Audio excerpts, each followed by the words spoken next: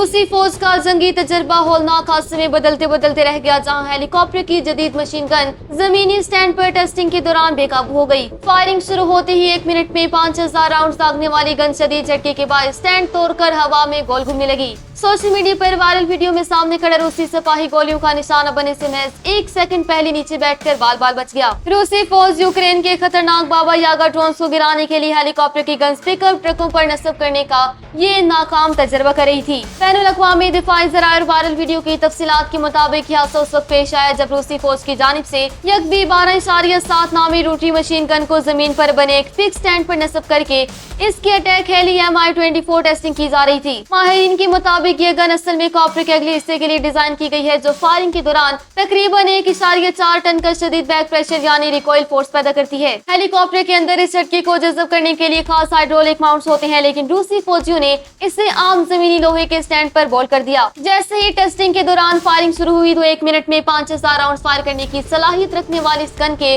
शदीद झटके से पूरा स्टैंड उखड़ गया। स्टैंड टूटने के बाद इस गन हवा में पागलों की तरह गोल घूमने लगी। वीडियो में देखा जा सकता है कि बिल्कुल सामने खड़ा सिपाही गन का रुख अपनी तरफ होने से महज 1 सेकंड पहले बिजली किसी तेजी से नीचे बैठ गया, जिसकी वजह से वो गोलियों की बराह रास्त में आने से बच गया और वहां मौजूद दीगर तमाम एहलकार भी महफूज रहे। दिफाई माहिरीन का कहना है कि रूसी फौज ये खतरनाक तजर्बा यूक्रेन जंग में यूक्रेनी फोर्सेस के बाबा यागा जैसे भारी हेक्साकॉप्टर ड्रोन्स को गिराने के लिए कर रही है। रूसी फौज अपने पुराने हेलीकॉप्टरों की इन तेज रफ्तार गन्स को मॉडिफाई करके पिकअप ट्रकों और जमीनी पोजीशनों पर नस्ब करने की कोशिश कर रही है, लेकिन मुनासिब इंजीनियरिंग और हाइड्रोलिक माउंटिंग न होने की वजह से ये अहम ट्रेनिंग एक बड़े हादसे का शिकार होते होते बची है। इस वाक़े की वीडियो ने इंटरनेट पर सिक्योरिटी माहिरीन को हैरान कर दिया और इसे रूसी फौज की जल्दबाजी में की जाने वाली एक बड़ी तकनीकी गफलत करार दिया जा रहा है।